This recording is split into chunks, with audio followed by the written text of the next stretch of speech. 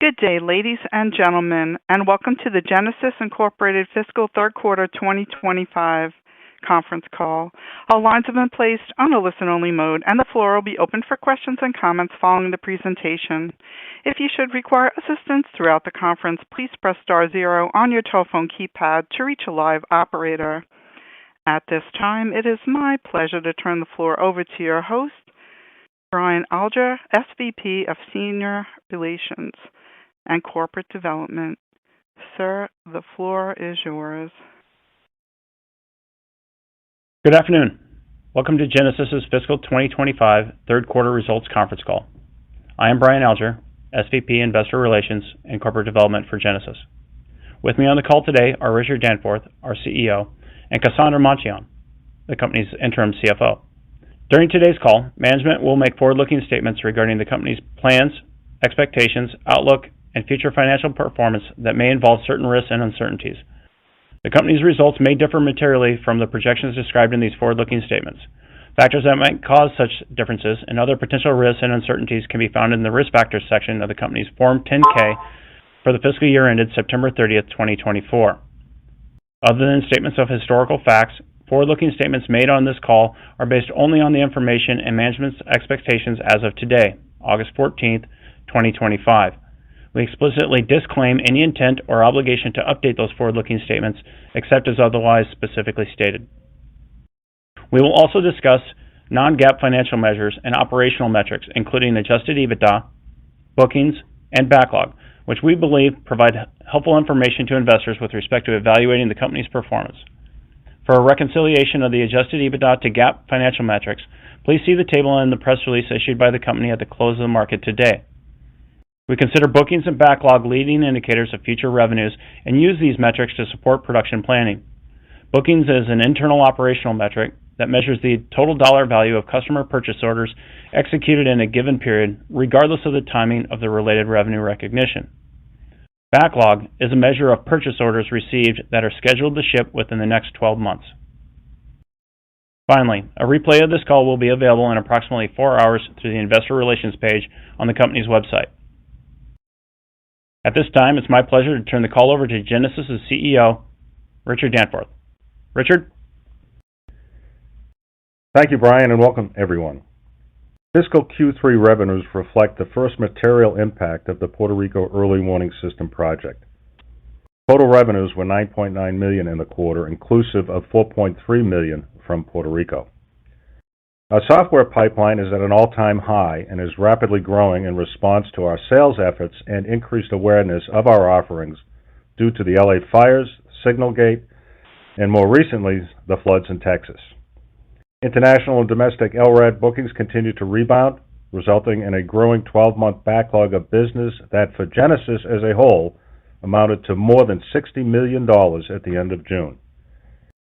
As you are aware, after invoicing the customer in March of this year, we received a partial payment for the deposit on the third group of dams in Puerto Rico in May. The remaining portion has finally been transferred today. We believe the root cause of the payment delays has been identified and resolved, and future payments are now expected to be made in a timely manner, similar to the first two groups' deposits. The CROWS AHD effort, part of the CROWS 2 Tech Refresh Program of record, saw initial research and development funding in fiscal 2022 and 2023. The first production funding was included in the 2024 federal budget, and following the successful completion of the design, test, and qualification of the LRAD 450 XLRT, the U.S. Army issued an RFQ in July of 2025. The RFQ has since closed, and a purchase order of $8 to $8.5 million is being finalized. Genasys expects many more years of continued CROWS-related revenue. The temporary funding freeze of the Urban Area Security Initiatives and the Homeland Security Grant Program, as well as the cancellation of FEMA's hazard mitigation programs, Building Resilience Infrastructure and Communities, that occurred at the beginning of this calendar year, has delayed, disrupted, and in some cases eliminated more than $2 billion in annual funding that state and local agencies rely on. This has resulted in a slowdown of our software bookings. As we detailed in our earnings release earlier today, more than $9 million of software bookings are currently awaiting funding from various federal programs that flow down to state and local jurisdictions. Recent indications are that public safety and hazard mitigation grants are being solidified and funding is slowly starting to move, but it would be naive to think that everything will change instantaneously.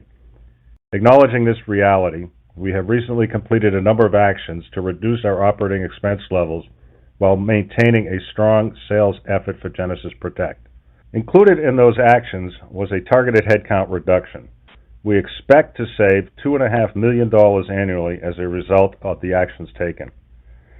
It is important for all of us to understand that despite the recent slowdown in software bookings, our traction and momentum are growing. As I've already mentioned, our pipeline of software business is at an all-time high, and our geographic footprint is expanding. Historically, Genasys has seen most of its success west of the Rockies. However, with new product feature sets and targeted sales effort, we have seen a massive improvement in the pipeline of business east of the Rockies. So much so that more than 25% of the software pipeline added in the past 12 months comes from the customers located east of the Rocky Mountains. In our CRM system, many details in our software pipeline are labeled pending funding.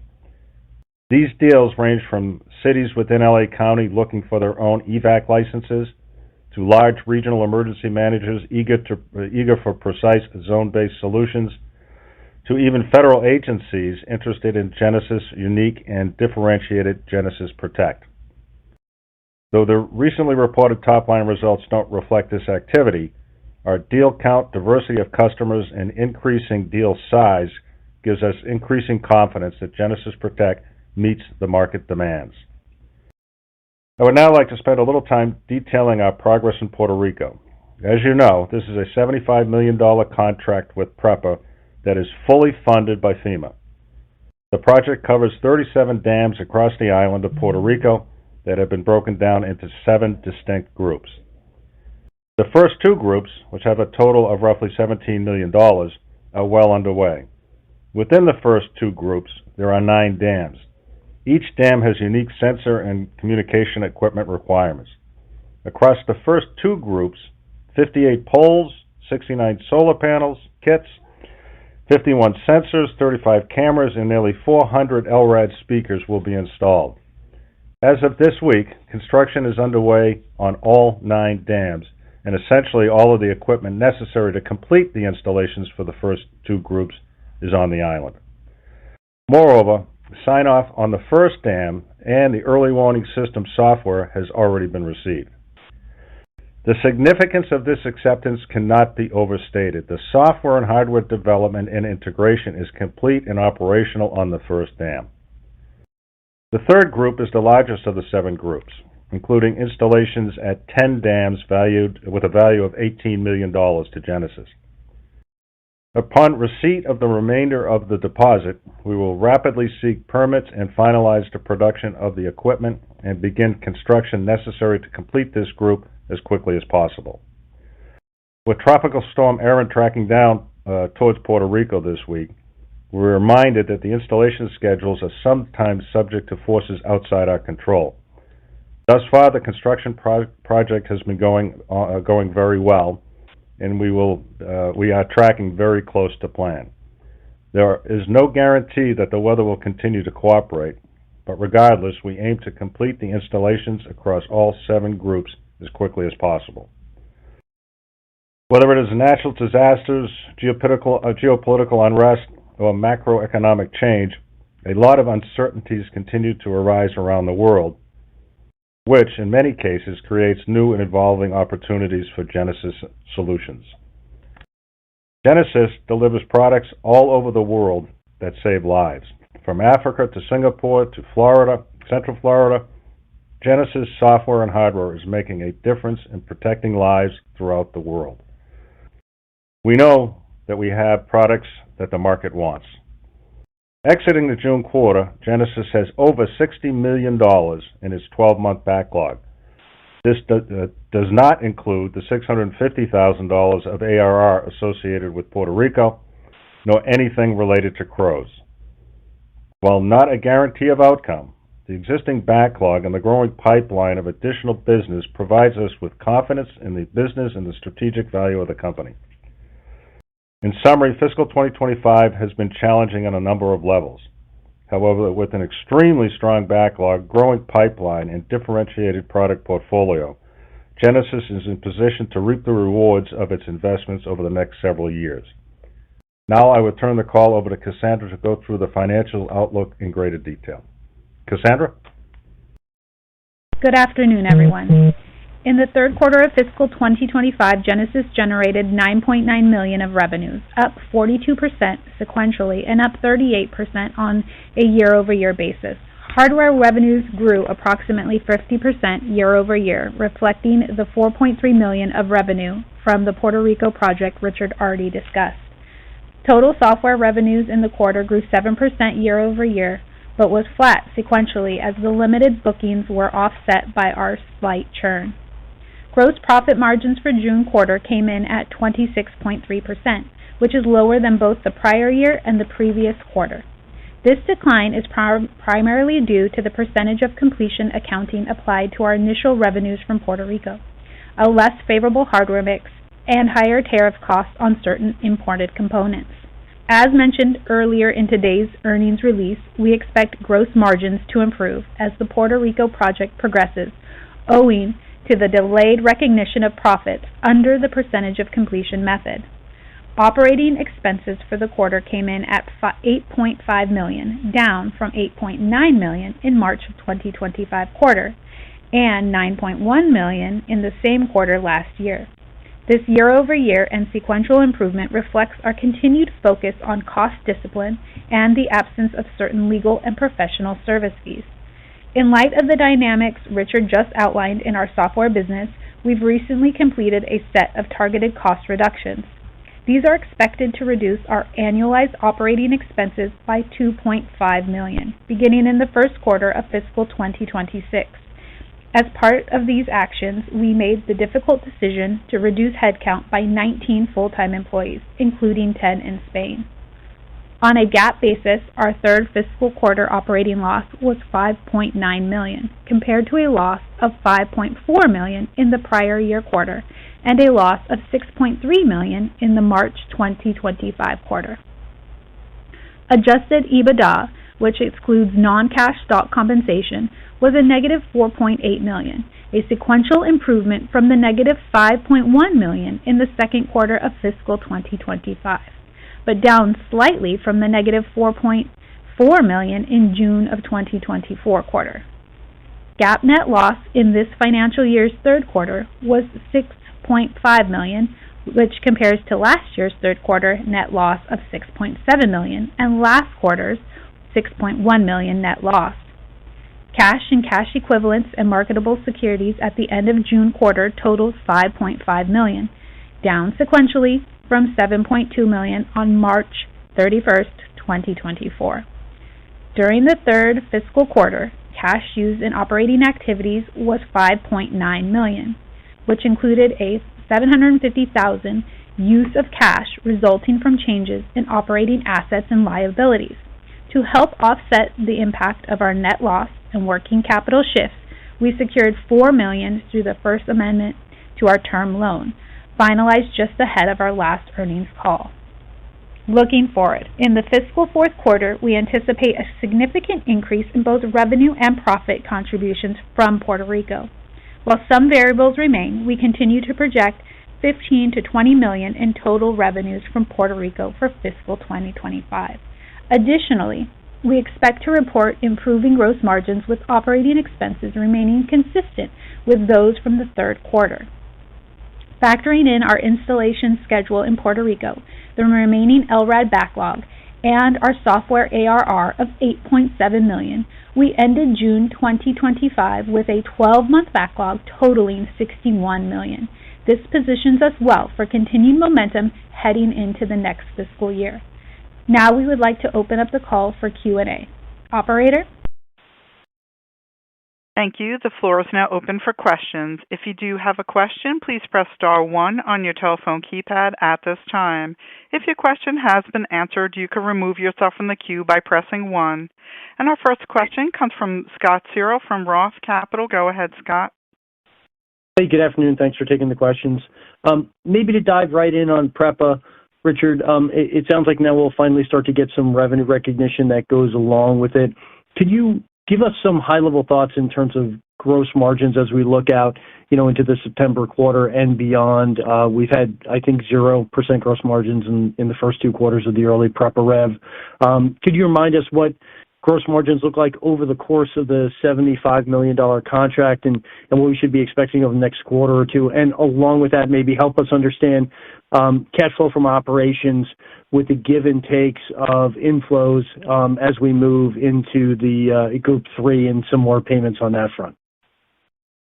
That's a lot, Scott. So if I miss one, ask me again. But from a total contract perspective, gross margin expectation on Puerto Rico, it is higher than normal LRAD gross margins. Normally, our hardware gross margins are in the 50% plus or minus. Puerto Rico is likely going to be better than that. As per Q3 and Q4, there was actually some margin recorded on the Puerto Rico revenue in Q3. It was approximately, you know the number? 27. No, the absolute number. Oh, of total? Yeah. 26. No, that's not it either. So, but to answer your question, as we finish more work on the island, that's the trigger to bring the margin and the revenue and record it. In Q1, we were in Q3, we were $4+ million in revenue and approximately $700,000 in gross margin that was recorded. Q4 should be substantially better than that. As Cassandra mentioned, our revenue expectation in Q4 is substantially higher than our revenue expectation in Q3. Gotcha. And Richard, just from a cash flow perspective, it's pretty complicated. You've received a fair amount, I think, for Group 1 and Group 2. How does that flow with Group 3, and where are we in terms of the planning phases for the additional groups?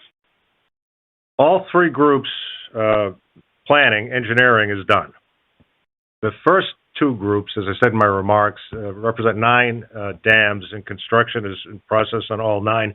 In fact, 1 has been accepted by the customer, which is also the overall software license was accepted as well.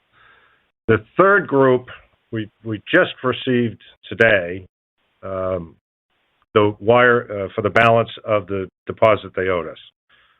So we will begin in earnest to work on Group 3. So from a cash flow perspective, Scott, as we complete dams, that will generate cash. As we kick off the 3rd group, that will generate cash. So I think from that perspective, the cash flow from operations should be very healthy as compared to historically.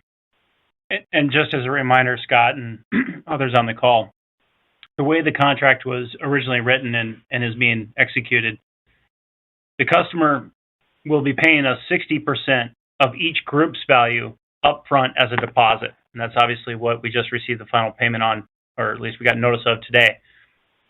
As we complete each dam, and we're talking cash accounting, not accrual accounting that we have with GAAP, but on a cash accounting basis, we are invoicing the customer on a dam-by-dam basis as each dam's completion is accepted by the customer. Gotcha. Very helpful. And 2 more, if I could just follow up. CROWS, it's exciting to see that finally happening.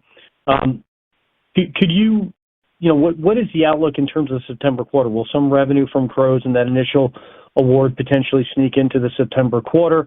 And I think the number you talked about in this initial tranche was $8 to $8.5 million. Is that the annual run rate that we should be thinking about, or does the number change, potentially get larger as we look out into 26 and 27? I think it will get larger. Our historic numbers for the old program of record were between $10 and $15 million.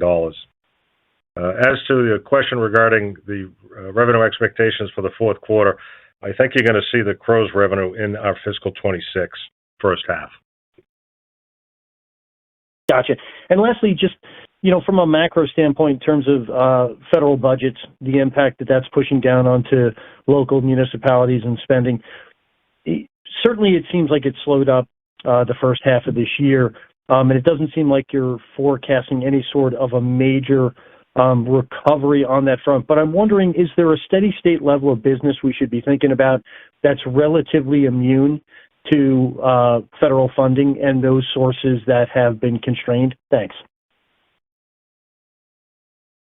Most of our revenue is generated from state and local governments, so there isn't an immunity from the sometimes chaos that we see in Washington, D.C. Thank you. Now, I will mention that. Oops, did we lose you, Scott? I think you can still talk. Yeah. Go ahead. Go ahead and finish your answer. We do, however, have some resilience against that chaos in as much as a current active backlog, 12-month backlog of over $60 million. Thank you. Again, ladies and gentlemen, it's star one to ask a question. Our next question comes from Ed Wu from Ascendiant Capital. Go ahead, Ed. Yeah, there was some major weather flood event recently. What is your flood product, and have you noticed any increases in people's interest in that type of product? Thank you. We have. As I mentioned in my remarks, Ed, the east of the Rockies has grown. The interest in our product has grown a lot recently. We have teamed with a company named FloodMapp, and we have their flood prediction models on our Genasys Protect platform. And simply put, we can look at the current weather, forecasted weather, and forecast when a river will go over or when a dam might breach, and then be able to draw live geographic representations of where that water will go and get messages to everybody that might be in harm's way. So that's gotten traction on the East Coast, has gotten traction in a lot of areas, particularly what we've seen with the floods in North Carolina and in Texas. To add on that, Ed, the value of having FloodMapp integrated with our products, especially EVAC, allows for a very targeted, a very precise message to be sent out to those that are being impacted. So if you think about what we just saw in California with the tsunami watches, instead of alerting all of Sonoma County, which goes quite a ways inland, utilizing FloodMapp, emergency managers could very easily segment the coastal regions that may or may not be impacted and send messages to only those people along the coastline. The same would be true of somebody in a river basin, for instance. And that's part of the new feature set that our product team brought to the market this year, is that layering capability within EVAC itself. That's a great product. I got a tsunami warning in LA, and I was 20 miles inland. So thank you very much for answering my questions, and I wish you guys good luck. Thank you. Yep. Again, ladies and gentlemen, that's star one to ask a question. And there appear to be no further questions at this time. I would now like to turn it back to management for any closing remarks. Great. Thank you, Kat. Thank you, everyone, for participating in today's call. A replay of the call will be available on our website shortly. For additional information and up-to-date news and activity regarding Genasys, our products, and the customers we serve, we strongly recommend that you follow the company and Genasys Protect on your social networks, particularly LinkedIn and X, where we actively post and comment on events that are happening and those that are happening around the world. We look forward to speaking with you again next quarter when we report fiscal fourth quarter and full year 2025 results. Until then, good night. Thank you. This does conclude today's conference. We thank you for your participation. You may disconnect your lines at this time and have a wonderful day.